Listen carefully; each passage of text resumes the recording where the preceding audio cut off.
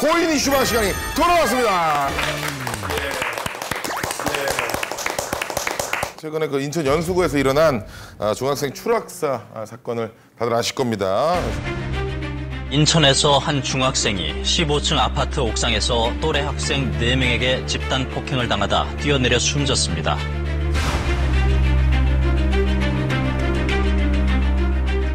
이번 주제는요, 학교 폭력입니다. 먼저 영상부터 만나보시죠. 인천 부평의 한 빌라 옥상입니다. 피해 학생 노려보다가 지금 마구 발길질을 시작하죠. 얼굴이며 몸이며 뭐 가리지 않고 마구 때리고 있습니다. 예. 자, 이어서 보실 영상의 장소 어느 건물의 주차장인데요. 갑자기 한 친구를 마구 때리기 시작합니다. 자, 쓰러졌는데 무차별적으로 발로 가격을 하고 있습니다. 물건으로 때리기까지 합니다. 뭘 잘못했는지 우리 한 여학생이 무릎을 관자했는데 발길질합니다. 그대로 힘없이 뒤로 넘어가죠. 많이 고통스러워하는 모습을 보이고 있는데요. 그러나 아랑곳하지 않고 마구 폭행이 이어집니다. 머리채를 자꾸 흔들기도 하고 맞고 있는 친구는 반항조차 할 생각이 없어 보입니다. 지금 보시는 영상은 모자이크가 돼 있는데도 눈이 부어 있고 얼굴이에요.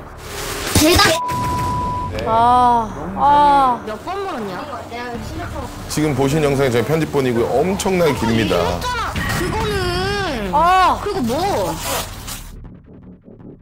이유는요, 평소 피해 학생의 언행이 마음에 들지 않았다. 전 영상을 보면 저게 정말 저 또래 아이들이 할 수 있는 행동인가 싶기도 하고 아직까지도 저는. 더 큰 문제는 이 사건 후에 이 가해 학생들의 태도가 더욱더 분노하게 만들었죠.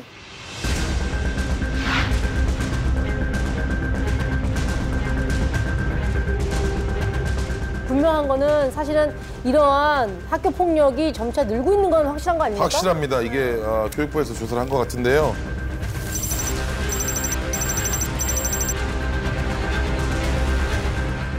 일단은 저렇게 폭행을 휘두르는 아이들에 대한 처벌은 성인과는 완전히 구별되죠. 어떻게 되나요? 사실상 형사절차를 진행하는 것과 소년절차로 진행되는 거는 굉장히 많은 차이가 있어요. 그러니까 형사절차는 말 그대로 이 사람이 어떤 죄를 지었고 어느 정도의 책임을 져야 하는가, 혹시 감안할 사정이 있다면 감경은 해줄게 정도거든요. 근데 소년부를 송치하면은 도와주는 변호사도 변호인이라고 부르지 않아요. 보조인이라고 얘기하거든요. 보조인이 할 역할은 뭐냐면은 이 사람의 죄를 무조건 가볍게 해주세요, 이런 변호를 하는 게 아니에요. 이 사람의 가정 환경이라든지 교우 관계라든지 집안 사정들 다 살펴서 이 친구한테 가장 앞으로의 생활에 도움될 형은 이것입니다라고 해서 소년원에 가게 한다든지 이런 식의 요구를 판사니까 사실상은 상의하는 것과 진배 없는 방식으로 이루어져요.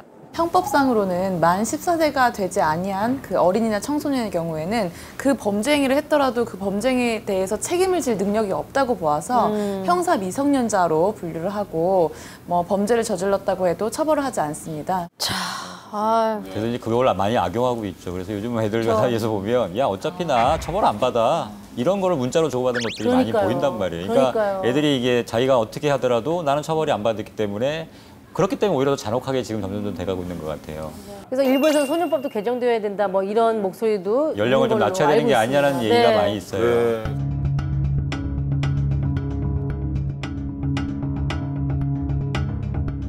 사실은 학교를 보내야 되나라는 생각을 할 때가 있었어요. 이런 뉴스가 계속 나오니까 우리 애가 자라면 이제 조만간 내년에 초등학교 갈 거고 또 금방 또 지나가면 중학교를 간다고 할 거고 고등학교, 대학교까지 이 시스템을 계속 가야 되는데 학교에서 이런 폭력 사건이 계속 불안하잖아요, 부모 입장으로서는. 그 피해자 애가 우리 애가 안 된다는 보장도 없고. 사실 이게 또래 문화잖아요. 여기에 대해서 나 반성해, 잘못해, 걔한테 반성하게 되면 그 또래에서 배척당하는 그런 것도 있어요, 사실상. 그럼 돌이켜보면 우리 어릴 때는 깍두기 문화라는 게 있었어요. 잘 돌아보면. 그럼 조금 뭐 운동에 조금 뒤처지는 친구, 학업이 뒤처지는 친구, 그래서 다 같이 놀았거든요. 이 놀이를 통해서 사실은 규범과 규칙과 해야 되는 일, 하지 말아야 될 일을 많이 배우는데 아이들이 그런 것들을 못 배워서 그런 건 아닌가라는 또 한편의 생각도 하게 되네요. 과거의 학교 폭력과 좀 다른 양상이 뭐냐면 좀 연령대가 많이 내려왔어요. 네. 물론 연령대가 낮다 보니까 아무래도 폭력의 정도나 이런 것들은 중학생이나 고등학생보다는 좀 약해요. 그러니까 어떻게 하냐면 애들끼리 뭐 싸우다 그럴 수도 있지. 라는 반응이 대부분이고. 그렇죠. 그렇게 하니까 처벌 약해지고 그러다 보면 오히려 피해자가 떠나는 경우가 대부분이에요. 가해자 남아있어요. 저랑 안 가요. 그럼 어떻게 되냐면 가해자들은 야 이거 별거 아니구나. 어린 나이부터 그걸 배우게 되는 거예요. 처음부터 좀 단호하게 대처를 했다 그러면 그런 것들이 점점 강도가 세지지 않았을 가능성이 높아요. 자, 이런 상황에서는 어떻게 대처하는 것이 그래도 현명한 방법일까요? 학교 내에서 일어나는 일이기 때문에 일단 교사 등 전문가에 의해서 개입되도록 하는 것이 중요합니다. 그 청소년 사이버 상담 센터가 1388, 국번 없이 1388이 있고요. 또 24시간 상담할 수 있는 곳이 117 있습니다. 그리고 학교 안에 학교 폭력 전담관이 배치가 되어 있습니다. 상담을 주저하지 마시고 손을 잡으면 해결할 수 있는 방법이 있습니다. 네. KBS 조이